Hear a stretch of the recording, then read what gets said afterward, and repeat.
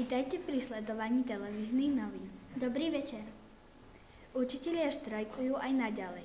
Od pondelka sa vracajú do škôl učitelia základných a stredných škôl a začínajú štrajkovať vysoké školy. 10. februára na demonštrácii na námestí SMP v Bratislave sa dnes po 17.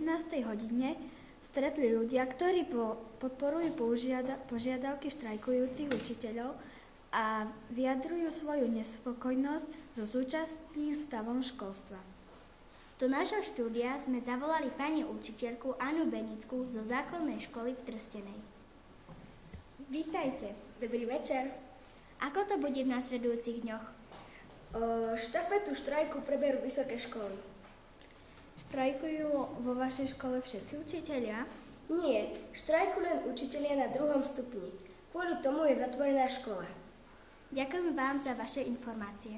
A ja vám ďakujem. Dovidenia. K spoločnosti Microsoft Slovakia a ZŠR Rudolfa Dilonka v Trstenej pripravili pre školy a mladých IT nadšencov druhý ročník súťaže v programovaní CodeCup 2016. Po úspešnom 0. a 1. ročníku, ktoré prebiehali v Trstenej, sa súťaž rozšírila na celoslovenské podujatie s presahom aj k našim susedom. Do druhého ročníka CodeCup sa zapojilo 23 základných škôl a 8-ročných gymnázií zo Slovenska a Českej republiky. Súťažilo sa v 3 kategóriách, pričom úlohou mladých programátorov bolo vytvoriť ľubovoľnú počítačovú hru v špeciálnom programe CodeGameLab z dielne Microsoftu, ktorá funguje na princípe zjednodušeného programovania objektov. Aby to zvládli, museli najskôr určiť pravidlá hry a definovať podmienky fungovania kodu. Tento školský rok sa prvýkrát uskutočnilo celonárodné testovanie žiakov 5. ročníka s extrémnym dozorom nad objektivitou. Vypracovania úloh piataci zo základnej školy Rudolfa Dilonka príjemne prekvapili a vysoko prevýšili národný priemer. Z matematiky žiaci dosiahli úspešnosť 76,6% a zo slovenského jazyka a literatúry dosiahli 78,3% úspešnosti. Výsledky nás veľmi potešili.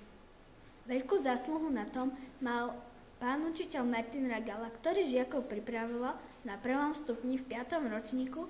Na príprave na testovanie venovali aj pani učiteľka Chuníková na hodinách matematiky a pani učiteľka Galíková na hodinách slovenského jazyka a literatúry.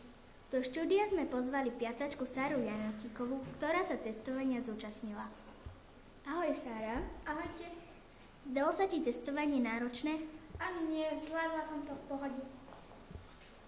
Ktorý test bol ťažší, z matematiky alebo zo slovenčiny? Asi z matematiky.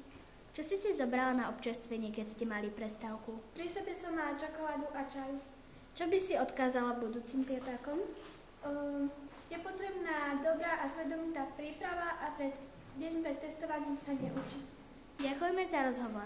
Naše správy sa týmto príspevkom končia. Teší sa na vás redakcia športových novín. Dovidenia a príjemný večer.